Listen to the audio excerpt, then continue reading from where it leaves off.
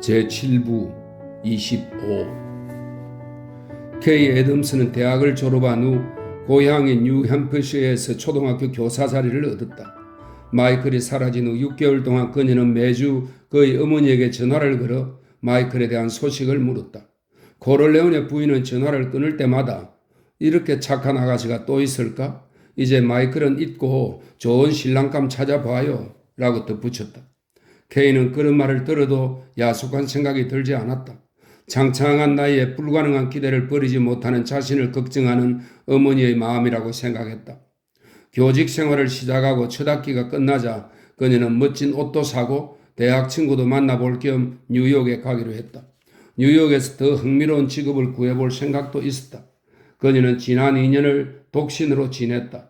가끔 롱비치에 전화하는 것 외에는 책을 읽거나 아이들을 가르치며 보냈고 데이트는커녕 외출도 거의 하지 않았다. 그러나 이제 슬슬 이런 생활을 청산해야겠다는 생각이 들었다. 자신의 처지가 점점 더 짜증스럽고 불행하게 느껴졌던 것이다. K는 마이클이 편지를 보내거나 하다못해 어떤 소식이라도 들을 수 있을 거라고 믿었다. 그러나 끝내 아무 소식이 없자 그녀는 모욕감을 느꼈고 마이클이 자기까지 믿지 못한다는 사실에 슬프기도 했다. 그녀는 첫 기차를 타고 출발하여 오후 서너 시쯤 호텔에 들었다. 그 호텔에 근무하는 친구들이 있었지만 방해하고 싶지 않아서 밤에나 연락할 작정이었다. 게다가 기차 여행으로 피곤해서 곧장 쇼핑하러 나가고 싶지도 않았다. 호텔 방에 혼자 있으려니 K는 마이클과 함께 사랑을 나누었던 일들이 떠올라서 더욱 쓸쓸한 감정에 휩싸였다. 롱비치의 마이클 어머니에게 전화를 걸어야겠다는 생각이 든 것도 그런 기분 때문이었다. 전화를 받은 사람은 전형적인 뉴욕 억양의 어떤 남자였다. K는 코를레온의 부인을 바꿔달라고 했다. 잠시 뒤에 억센 말투의 목소리가 누구냐고 물었다. K는 약간 당황했다. K. 애덤스예요. 저 기억 못하시겠어요? 아, 기억해요. 그동안 왜 통전화가 없었어? 결혼했어? 코를레온의 부인이 물었다. 아니요, 바빴어요. 마이클의 어머니가 그동안 전화 걸지 않았다고 섭섭해하자 K는 이렇게 말하면서도 약간 놀랐다. 마이클에게선 아무 연락도 없었나요? 잘 있대요? 전화선 저편에서 잠시 침묵이 흐르고 난 뒤 코를레온의 부인의 목소리가 다시 들렸다. 마이클은 집에 있다오. 그 애가 연락하지 않았어요?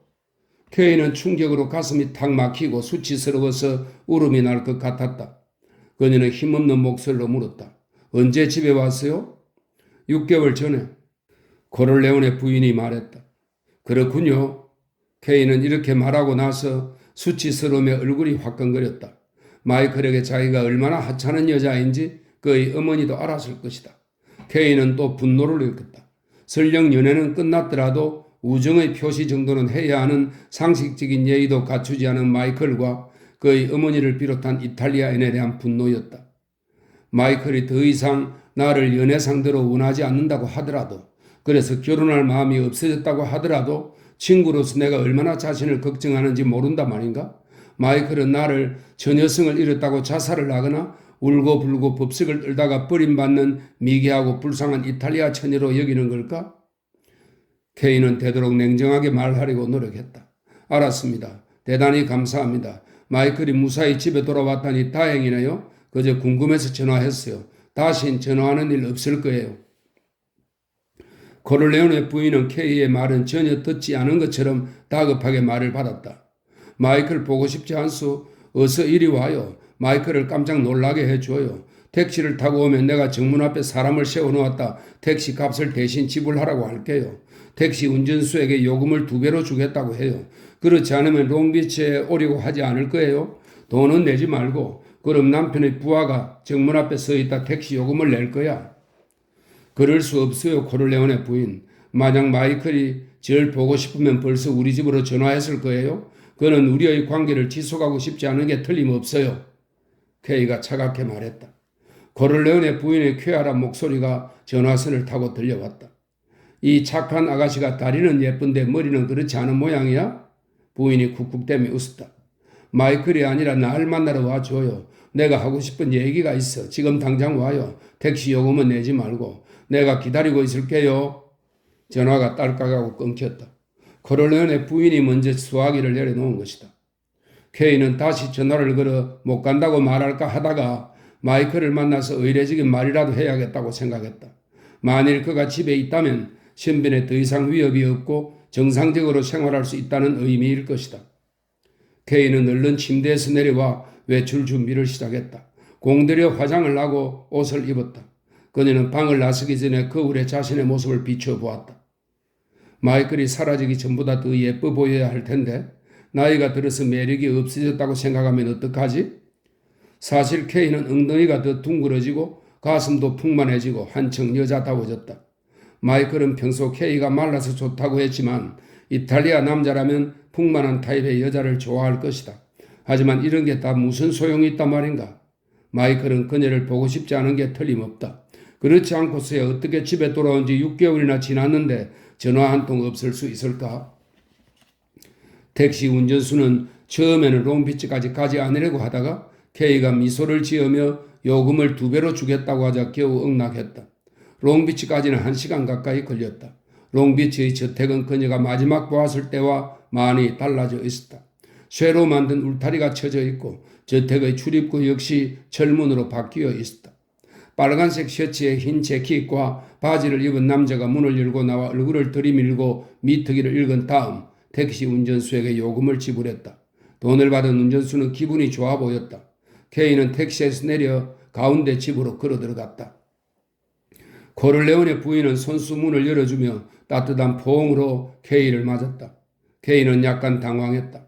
코를레온의 부인은 눈을 휘둥그레 뜨고 케이를 훑어보면서 더 예뻐졌군요 라고 감탄했다. 그러면서 내 자식들은 바보야 라고 말했다. 그녀는 케이의 등을 밀며 부엌으로 데리고 갔다. 이미 음식 접시가 차려져 있고 화덕 위에는 커피 주전자가 끓고 있었다. 조금 있으면 마이클이 돌아올 거예요. 그 애를 깜짝 놀라게 해줘요. 코를레온의 부인이 말했다. 노부인은 옆에 앉은 케이에게 뭘 좀 먹으라고 권하면서 굉장한 호기심을 갖고 이것저것 물어보았다. 그녀는 케이가 학교 선생이며 친구를 만나러 뉴욕에 왔고 나이가 24밖에 안 되었다는 사실에 흡족해 했다. 그런 점들이 모두 자기가 염두에 둔 기준에 맞는 양 고개를 끄덕끄덕했다. 케이는 부엌 창문을 통해 마이클을 처음으로 보았다. 자동차가 집 앞에 서더니 2명의 남자가 차에서 내리고 나서 마이클이 내렸다. 그는 2 남자 중 1명과 이야기를 나누었다. 그의 얼굴 옆모습이 눈에 들어왔다.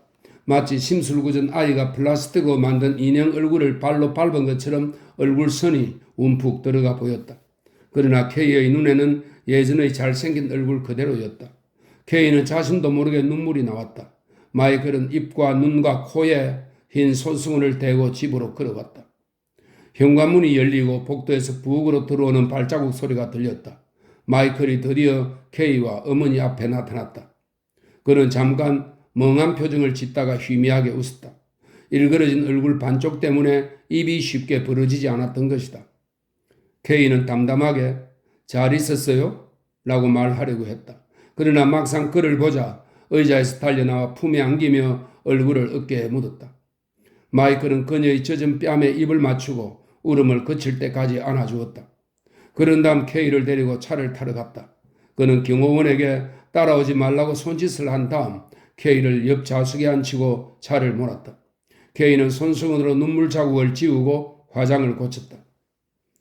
울지 않으려고 했는데 사람들은 당신이 이 지경이 되었다고 말해주지 않았어요. 케이가 말했다. 마이클이 웃으며 일그러진 얼굴을 손으로 쓰다듬었다. 이건 말이지 아무렇지도 않아. 코가 좀 안 좋을 뿐이야. 이제 집에 돌아왔으니 수술을 해야지.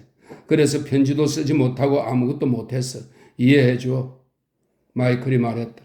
알았어요. 케이가 말했다. 시내에 내 거처가 있어. 거기 갈까? 아니면 음식점에서 저녁 먹고 뭐 좀 마실까? 마이클이 물었다. 배고프지 않아요? 케이가 말했다. 그들은 한동안 아무 말도 하지 않고 뉴욕으로 차를 몰았다. 학위는 받았어? 마이클이 물었다. 지금 고향에서 초등학교 아이들을 가르치고 있어요. 그런데 경찰관을 살해한 사람을 찾아냈어요. 그래서 집으로 돌아올 수 있었던 거예요? 케이가 물었다. 마이클은 잠시 말을 멈추었다가 대답했다. 뉴욕 신문에 죄다 나왔는데 보지 못했어? 케이는 그가 살해자라는 것을 부인하자 안도의 한숨을 내쉬며 웃었다.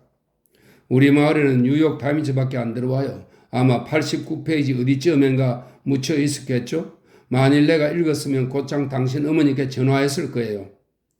그녀는 잠시 말을 멈추었다가 이렇게 말했다. 당신 어머니 참 재미있게 말씀하세요. 난 당신이 정말 범인인 줄 알았다니까요.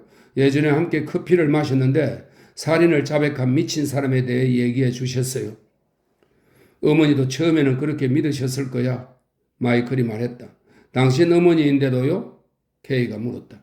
마이클이 씩 웃었다. 어머니랑 경찰과 같아 늘 최악을 생각하지. 마이클은 멀베리가에 있는 한 차고에 자동차를 주차했다. 마이클이 그곳 소유주와 아는 사이 같았다. 그는 케이를 데리고 모퉁이를 돌아 가난한 이웃들과 어울리게 꽤 낡은 갈색 주택으로 데리고 갔다. 마이클은 현관 열쇠를 갖고 있었다. 집 안으로 들어가니 백만장자의 비밀주택처럼 고급스럽고 아늑하게 꾸며져 있었다. 마이클은 그녀를 데리고 호화로운 거실과 커다란 부엌과 침실이 있는 위층으로 올라갔다. 마이클은 거실 구석에 있는 바에서 술을 2잔 만들었다. 그들은 소파에 함께 앉았다. 마이클이 조용히 말했다. 침실로 가는 게 어때? 케이는 한 잔을 쭉 들이킨 다음 마이클을 보고 웃으며 좋아요 라고 말했다.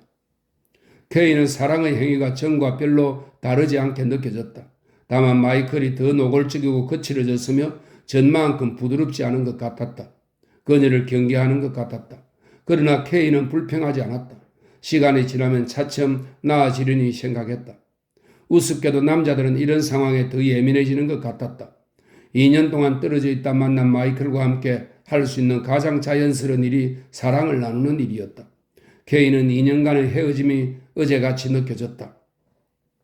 편지라도 하지 그랬어요. 나를 못 믿었어요? 케이가 그의 품을 파고들며 말했다. 그랬으면 뉴 잉글랜드식 오메르타를 보여주었을 텐데 양키들도 입이 무겁다는 거 알잖아요? 마이클은 어둠 속에서 조용히 웃었다. 당신이 기다릴 줄은 몰랐어. 그런 일이 벌어진 후에도 기다릴 줄은 정말 몰랐어. 케이가 조용히 말했다. 난 당신이 그 2 남자를 죽였다고 생각해 본 적 없어요. 당신 어머니가 그렇게 말씀하실 때만 빼고요. 하지만 절대 믿지 않았어요. 당신을 너무나 잘 아니까요. 마이클이 한숨을 쉬었다. 내가 죽였건 죽이지 않았건 그건 중요한 게 아니야. 그 점을 알아야 해. 케이는 그의 목소리에서 비장함이 느껴지자 어리벙벙해졌다. 그럼 지금 얘기해봐요. 죽였어요? 죽이지 않았어요? 마이클은 베개를 깔고 일어나 앉아 담배를 피웠다. 그가 담배를 빨아들일 때마다 어두움 속에서 불빛이 반짝였다. 그 질문에 대답을 해야 당신에게 청혼할 수 있는 건가? 상관없어요. 난 당신을 사랑하니까 그걸로 됐어요. 하지만 당신이 날 사랑한다면 내게 진실을 말하는 걸 두려워하지 말아야 해요. 내가 경찰한테 말하지 않을 거라고 믿어야 해요. 그렇죠? 당신은 그때 진짜 갱이었어요. 하지만 난 상관하지 않아요. 내가 걱정하는 건 당신이 정말로 날 사랑하지 않는다는 거예요. 당신은 집으로 돌아온 후에 내게 전화조차 걸지 않았어요. 마이클은 계속해서 담배만 피웠다. 불티가 남아있는 담배채가 케이의 벌거벗은 등에 떨어졌다. 그녀는 약간 움찔하더니 고문은 그만해요. 더 이상 말하지 않을게요. 라고 농담했다. 마이클은 웃지 않았다. 목소리에도 아무런 감정이 들어있지 않았다. 집에 돌아왔을 때 가족들, 아버지, 어머니, 코니, 그리고 톰을 다시 만났을 때도 별로 기쁘지 않았어. 좋긴 좋았지만 정말로 좋은 건 아니었어. 그런데 오늘 밤 집에 부엌에 있는 당신을 봤을 땐 정말 기뻤어. 이게 당신이 말하는 사랑이라는 건가? 그거면 됐어요. 케이가 말했다. 그들은 다시 사랑을 나누었다. 마이클은 아까보다 훨씬 부드러워졌다. 사랑의 행위가 끝난 뒤 마이클은 침대를 빠져나가 마실 것을 준비해왔다. 그는 침대 맞은편 안락 의자에 앉았다. 이제 좀 진지해보자고. 당신 나와 결혼하는 거 어떻게 생각해? 마이클이 물었다. 케이는 미소를 지으며 그에게 침대로 오라는 손짓을 했다. 마이클이 미소를 지으며 좀 진지해봐 라고 말했다. 그동안 내게 일어난 일에 관해서는 아무것도 얘기할 수 없어. 지금은 아버지를 위해 일하고 있어. 가업인 올리브유 사업을 이어받기 위해 훈련을 받고 있지. 하지만 당신도 알다시피 우리 가족에겐 적이 많아. 아버지에게도 적이 많고. 당신은 운이 없으면 젊은 미망인이 될지도 몰라. 게다가 난 사무실에서 일어난 일을 당신에게 일일이 얘기해 줄 수도 없어. 내 사업에 관해서도 말해줄 수 없어. 당신은 내 아내는 될 수 있지만 인생의 동업자는 될 수 없어. 나와 동등한 동업자 말이야. 그건 기대하지 말아야 해. K는 침대에서 일어나 앉았다. 그녀는 침대 곁에 있는 커다란 스탠드를 켜고 담배에 불을 붙였다. 그리고 베개를 등에 꿰고 앉아 조용히 말했다. 당신은 지금 자기가 갱이라고 말하는 거예요. 그렇죠? 당신이 살해당한 사람들이나 그 살해에 관련된 잡다한 범죄에 책임을 지고 있다 그 말이죠. 그러니 내게 당신의 그런 삶에 대해 알려고 들지 말라는 거죠. 마치 공포영화에서 괴수가 미녀에게 청혼하는 것 같군요. 마이클이 일그러진 얼굴을 그녀에게 보이며 씩 웃었다. 오, 마이클, 그렇게 바보 같은 일인 줄은 몰랐어요. 정말 몰랐어요. K가 후회하며 말했다. 나도 알아. 코에서 흐르는 콧물만 아니면 지금 더 얘기를 하고 싶은데. 마이클이 웃으며 말했다. 진지하게 말해봐요. K가 재촉했다. 우리가 결혼하면 내가 그런 식으로 살아야 한단 말이죠. 당신 어머니처럼 아이나 키우고 집안일이나 하고 이탈리아 아내들처럼 말이에요. 그러다 무슨 일이 일어나면 어떻게 되죠? 당신도 언젠가는 감옥에 갈지도 모르겠네요. 아니, 그럴 가능성은 없어. 사람을 죽일 수는 있지만 감옥에 가는 일은 없어. 마이클이 말했다. 마이클의 자신만만한 태도에 K는 웃음이 나왔다.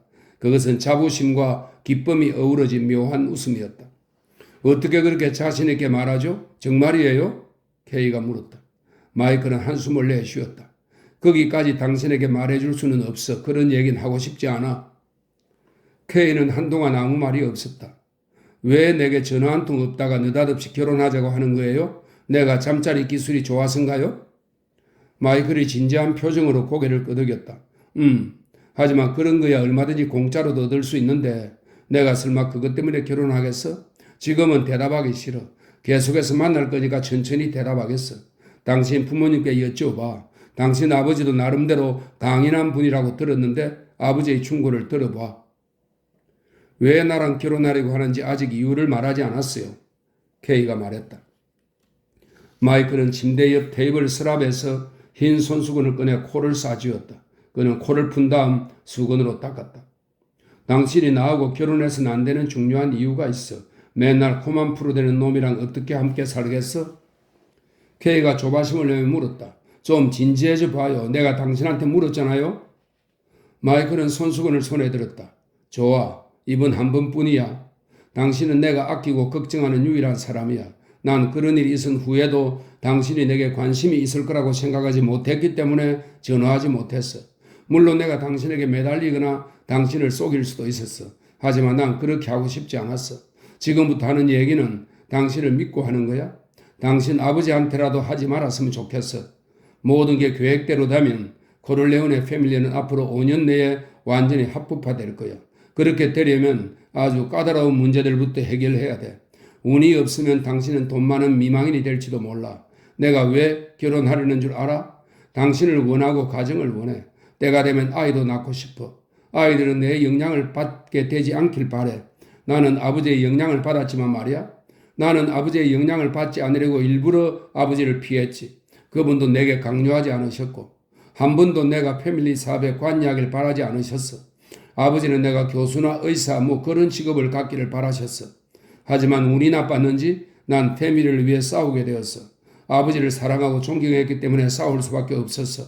나는 아버지만큼 존경받는 사람을 본 적이 없어.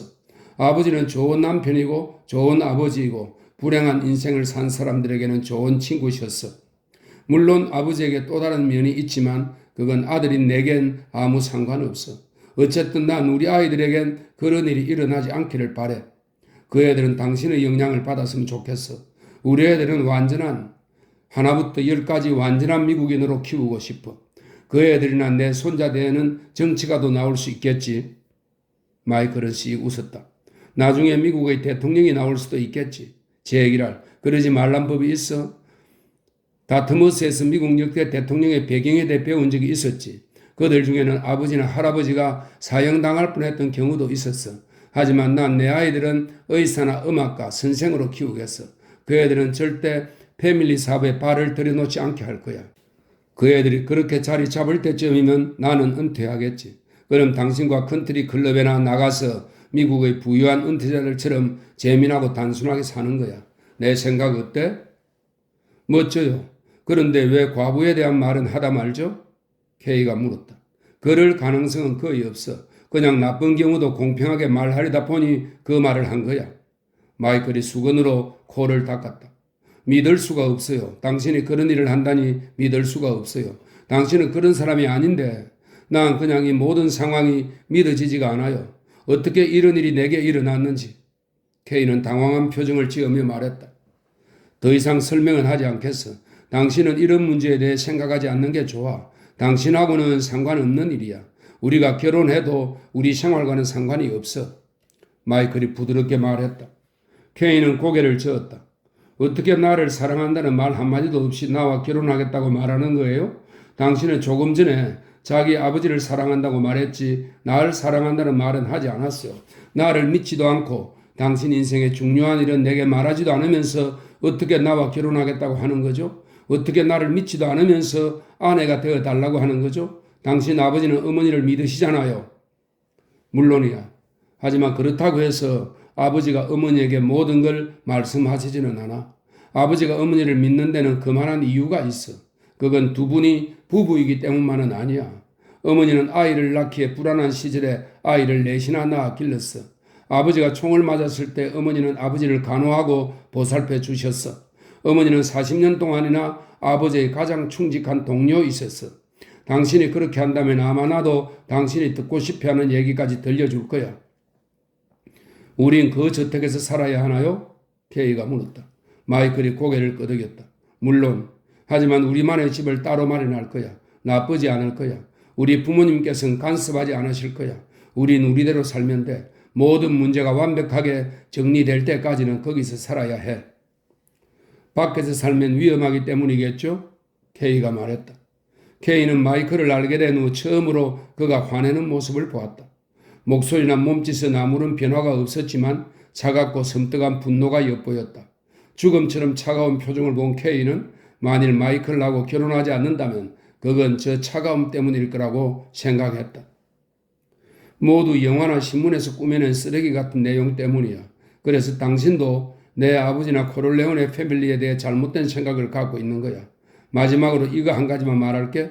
아버지는 자기 아내와 자식들 그리고 언젠가 당신이 어려움을 처할 때 도움을 줄지 모를 친구들을 위해 사업을 하는 분이야. 아버지는 우리가 살고 있는 사회의 규칙을 인정하지 않으시지.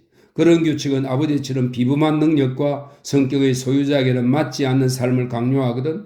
아버지는 자신을 미국의 대통령이나 국무총리, 대법관, 주지사 같은 위대한 사람들과 동격으로 생각하시오. 그리고 다른 사람이 만들어낸 규칙을 거부하시지. 그런 규칙이 당신을 패배자로 만들어준다고 생각하시니까. 하지만 아버지의 궁극적인 목표는 어느 정도 힘을 갖춘 뒤 언젠가는 그 사회에 편입되는 거야. 사회라는 게 개인적으로 힘이 없는 구성원들을 보호해주지는 않으니까. 아버지는 합법적인 사회 구조보다 훨씬 우월하다고 생각하는 윤리법칙을 갖고 계셔. K는 믿어지지 않는다는 듯한 표정으로 마이클을 쳐다보았다. 하지만 말도 안 돼요. 모든 사람들이 그런 식으로 생각하면 어떻게 되겠어요? 사회의 기능은 무엇가 되겠어요? 우린 아마 원시 시대로 돌아가야 할걸요? 마이클, 당신이 말해놓고도 사실 믿지 않죠. 그렇죠? 마이클은 그녀를 보며 징긋이 웃었다. 난 그냥 아버지의 생각에 대해 말했을 뿐이야. 아버지가 어떤 분이시든 간에 무책임한 분은 아니라는 걸 알아줬으면 좋겠어. 적어도 본인이 창조한 사회에 대해서는 아버지는 당신이 생각하는 것처럼 그런 미치광이 총잡이가 아니야. 아버지는 나름대로 책임 있는 분이셔. 당신의 신념은 뭐죠? K가 물었다. 마이클은 어깨를 으쓱했다. 난 내 가족을 믿어. 당신하고 우리가 앞으로 갖게 될 가족을 믿어. 난 사회가 우리를 보호해 줄 거라고 믿지 않아. 내 운명을 그들의 손에 맡기고 싶지 않아. 그들은 사람들을 교묘히 속여 자기에게 투표하도록 만드는 재주밖에는 없지. 이제 아버지의 시대는 가고 없어. 아버지가 하시던 일은 너무 위험해서 더 이상 할 수 없는 일이야. 그러니 코를레오네 패밀리는 싫건 좋건 사회에 편입돼야 해. 하지만 난 그 전에 힘을 충분히 기른 뒤 참여하고 싶어. 즉 돈과 영향력 뭐 그런 것들 말이야. 내 아이들이 일반적인 운명에 편입되기 전에 가능한 한 유리한 조건을 갖춰주고 싶어. 하지만 당신은 조국을 위해 기꺼이 싸웠고 전쟁 영웅이잖아요. 무엇 때문에 마음이 바뀐 거죠? K가 물었다. 그것 때문에 점점 우리의 입지가 줄어들지. 그런 점에서 난 당신의 고향 사람들처럼 보수적인 사람들 중 하나일지도 몰라. 나 역시 나 하나만 생각하거든. 정부는 국민들을 위한 일은 별로 하지 않아. 지금까지 그렇게 해왔지만 정말 그래서는 안 돼. 난 아버지를 도울 거고 아버지 편에 서야 해. 당신도 내 편에 설지 어떨지 결정을 해야 해. 어쩌면 결혼했다가 후회할지도 모르니까. K가 침대를 툭툭 쳤다. 결혼해야 할지 어떨지 아직 모르겠어요. 하지만 지난 2년 동안 난 아무도 사귀지 않았어요. 이젠 당신을 그렇게 쉽게 놔주지 않을 거예요. 이리 와요. 두 사람은 침대에 함께 누워 불을 껐다. K가 그에게 속삭였다. 당신이 떠난 후로 아무 남자도 맞지 않았다는 말 믿죠? 응, 믿어. 마이클이 말했다. 당신은요? K가 부드러운 목소리로 속삭였다. 난 아니야. 마이클의 대답에 K의 몸이 약간 굳어지는 것을 느꼈다. 하지만 지난 6개월 동안은 없었어. 그것은 사실이었다. 아폴로니아가 죽고 난 후 그가 사랑을 나눈 상대는 K가 처음이었다.